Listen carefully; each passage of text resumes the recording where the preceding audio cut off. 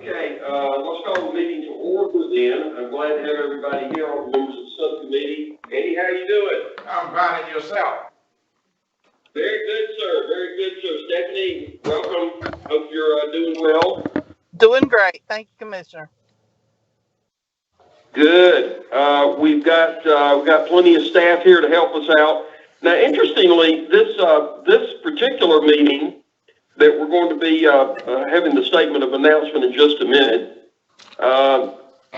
is largely going to be around simply the notification that will go in the registry. So we're not adopting a corpus of stuff that is things that we will need to discuss. That's for the next meeting. What we're doing is placing into the state registry the first step of what has to be done to get a regulation adopted.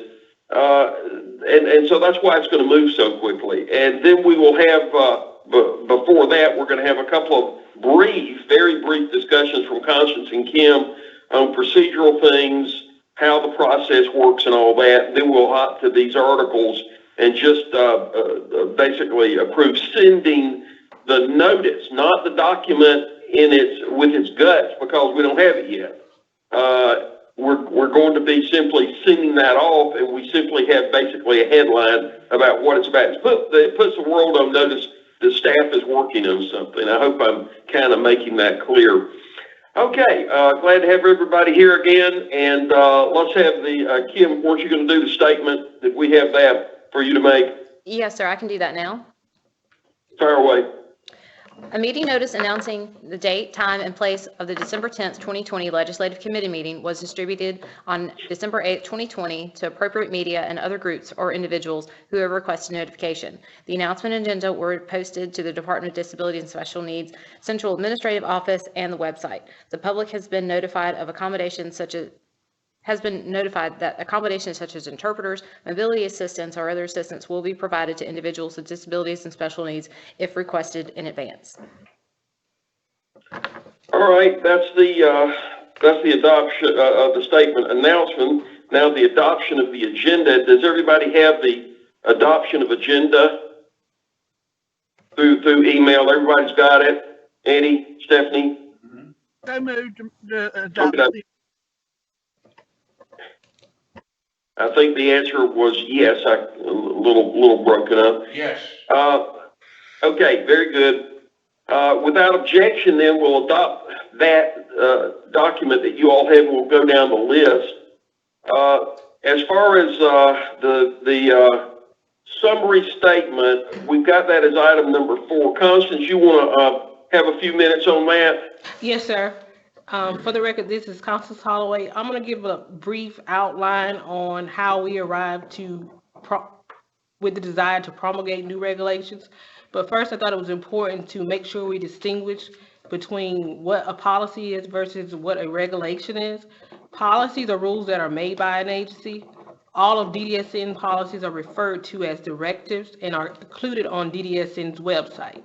Regulations are laws. To implement a regulation, an agency such as DDSN must go through the regulatory process, which Kimberly will fill you in on a little bit later.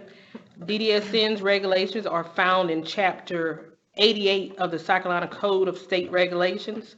So in 2018, DDSN entered into a settlement agreement as a result of a case that had been going on since 2007.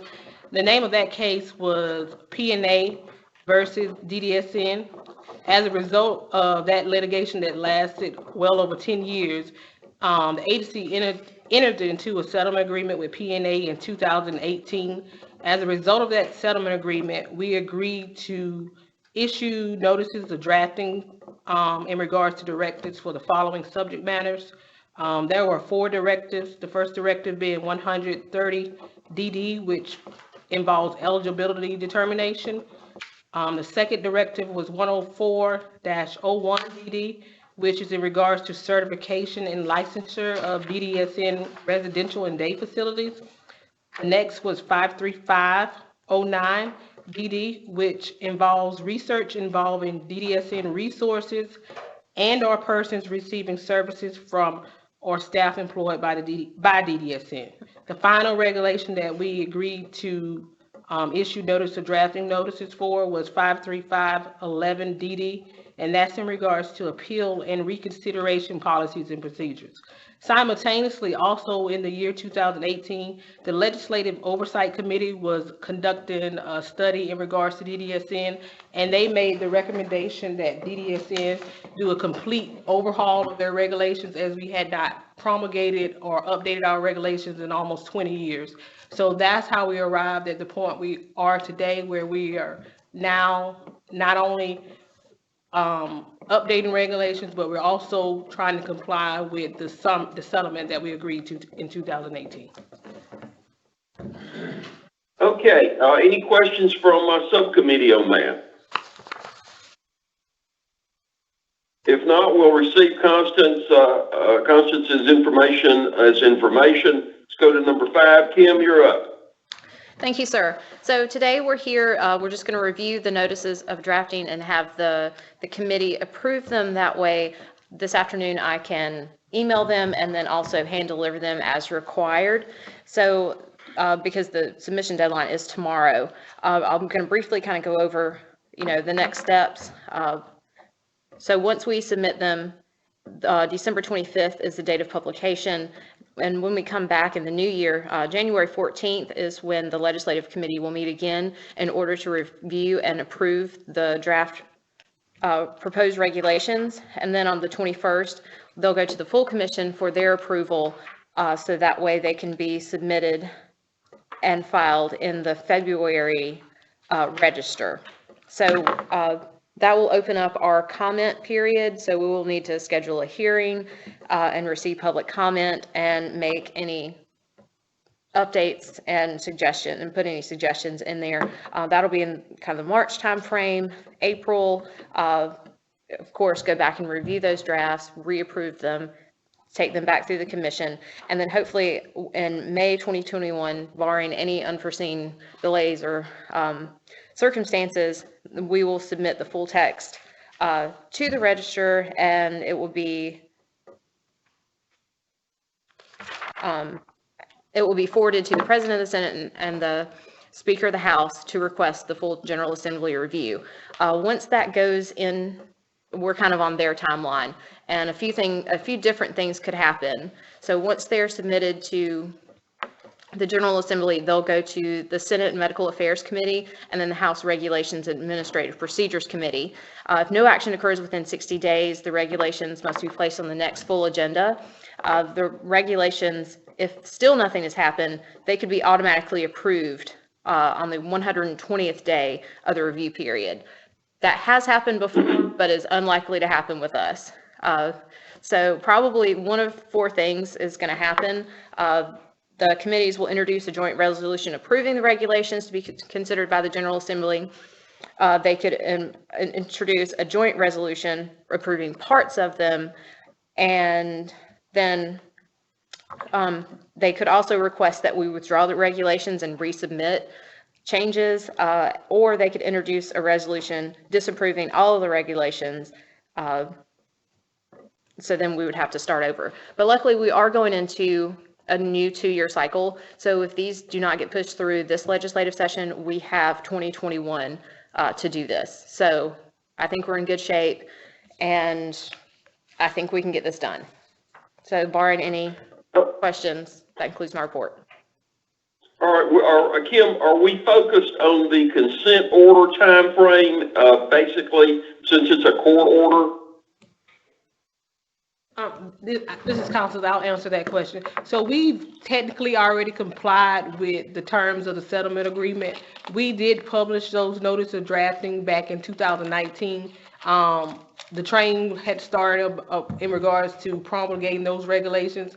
There was an injunction filed in late December of 2019 asking by an attorney here in Columbia, seeking that the Supreme Court stop because they alleged that we didn't have a quorum to vote on the regulations. Oh, that was the old quorum issue. Okay, yes. All right. We've met the terms of the settlement agreement. At this point, we're going to ensure this is done properly and thoroughly. we're going to, of course, start with those regulations, and we've also added a couple other regulations. We're not going to promulgate all of the regulations at one time to ensure that this is done correctly through the process. Yeah, that'll just, good. That'll just confuse the legislative committees if they get hit with too big a bundle. And so that's good. I mean, bits and pieces, in segments or whatever, that's a good idea. Everybody following kind of the procedure at this point on subcommittee? Any questions?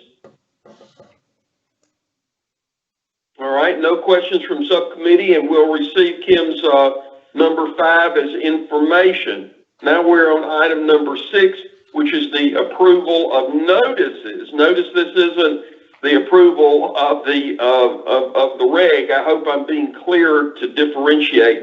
This is simply a technical thing we have to do to put the world on notice by placing this in the state registry that we're working on this item. Gives the public plenty of time to take a look at what's being proposed, so forth and so on. Now, this has already been done for the other regulations. That is, the ones that were under court orders, I'm understanding from Constance. So, if you look under item 6, you'll see Article 3. We're going to repeal something, this Article 3, because it's obsolete. Article 5, we're going to add to establish the eligibility criteria. And each of the boxes, you can see, it's about a sentence long, if everybody's had time to just glance through that. And then number 7, add so individuals who are denied eligibility or services have services reduced, suspended, or terminated are aware of appeal procedures. I'm particularly interested in that. Article 8, establish procedures for research involving persons eligible services through the department. Okay, so these are things that will simply be posted. Constance and Kim, y'all tell me now if I get this wrong, because I want to make sure I'm clear and I'm not incorrect. This is my first delving into the posting of notices. This is simply the posting of the notice. It is not the item itself that we are approving. So at the next legislative meeting that we have of the committee, which is next month, I don't know the date, but it's going to be a week before the full commission meeting, then we will actually go over the specifics of the regulations themselves, correct? Correct. Is that correct, Kim and Constance? Yes, sir. Okay, any questions about what I just said? If not, let's go through the items individually. Article 3, is there any objection to approving the notice of drafting for Article 3 repeal that I just went over? Any objections? If not, then we're sending that off to full commission meeting for approval next week. Article 5, under item 6. Sir. Yes?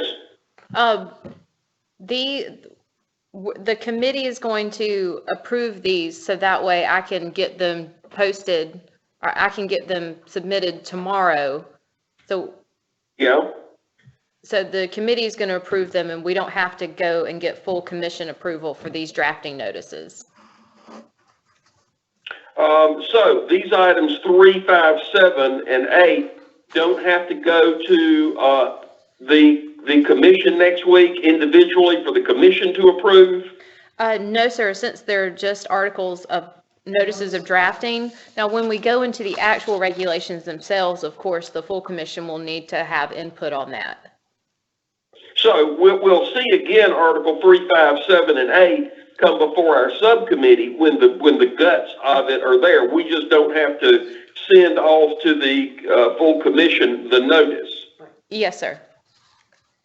Well, okay, I didn't understand that. That's fine. It just saves the commission. This is kind of a bureaucratic redundancy, I guess, is the reason that the commission doesn't have to bother with it. And remember, the full commission is going to have to approve all of this stuff next month, and we're going to see it again also. But what we're doing, sending it off for simply notice that it's being, basically that y'all are working on it, correct? Yes, sir. Yes, sir.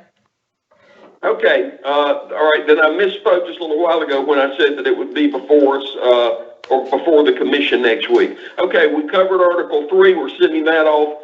Any objection on sending off Article 5? If no objection, I don't hear one, no objection. Article 5 is approved. Article 7 to be sent off for notice. Any objection on sending Article 7 off? No objection, it is approved. Article 8, any objection to sending Article 8 off? Any objection? No objection, stands approved. Now we go to item 7. And this is kind of interesting, the legislative committee procedures. Susan, let's see, who's working on that one? Susan? Yes, that's me. Okie dokie. So just as a quick introduction, back in June or July of this year, the commission asked staff to do first draft of a new commission policy focused on DSN commission committee procedures. So each of the 4 committees, finance and audit, personnel, policy, and I've just forgotten the last one, legislative, where we are today. We're asking each of those groups to have their own set of procedures that we can include as attachments to a master policy on procedures. So what you see before you. Susan, let me ask you a quick question. Now, will this item go to the full commission next week at the full, will it be on the agenda next week under our committee? If this is approved in draft today, what it would do is get assembled with the other documents. It'll go to policy committee in January. And then because it is a commission policy, it does not require to go to the commission for vote in January. Okay, it does get to the commission. So what we're doing now, it's going to kind of get a double subcommittee examination then. Us, then policy committee, and then the full commission, right? Correct. And we felt like so we will not. Go ahead. We will not see this. I apologize, Susan. We will not see this next week on the subcommittee agenda for the full commission, right? Right. It would not go to report for the full commission because this is just a part. Okay. This is just a portion of the policy, which is actually an attachment to that policy. So we felt like it was important for the legislative committee to weigh in on their committee procedures since this is the first meeting of the fiscal year. So we appreciate your review and are asking for you all to submit comments to us now. Otherwise, discuss if you're ready to approve it. I did have did have time to read it. The subcommittee members may not have had time. It seems pretty straightforward. Does any have the subcommittee members, Stephanie and Eddie, y'all had time to look at that at that document? It's just sort of how we should proceed. I didn't see anything that struck me as being odd, but I might have missed something. That's why we have multiple eyes looking at things. I looked at it and everything looked fine to me. Like you said, it was pretty straightforward. All right. Okay. Eddie, anything? I'm good. Okay, Eddie's good. Stephanie's good. Without objection, we're sending or have approved the committee procedures to go to the policy committee. We will see this again at some point in time, I presume, when policy sends everything to the full commission, right? Correct. Susan? Correct. Yes. Okay, so there's just as in the case of the regs, we will get another bite at the apple, of course, particularly the regs, since we haven't really had a first bite at the apple. Okay, so that does it for the number 7. The next meeting is scheduled for January 14th. Now, that is next meeting being the subcommittee, right? So if y'all subcommittee folks, if you'll be so kind as to put down January 14th, 3 o'clock, we'll use that as a standard time in the future unless you all want something different. And just tell me individually you could call me and then I can get in touch with staff. But if this is inconvenient for you, then we'll work it so everybody's happy. Now, anybody have anything to say on the next committee meeting time, which is item number 8? If not, then I apologize. It is 21 minutes after 3, and I said we would only go to 20 after, so I apologize for taking it so long. It's probably my loquacious attitude. All right, everything's over. The agenda is finished, and therefore I declare the meeting adjourned. Y'all have a nice weekend. Thank you, too. Thanks, Mr. Chairman.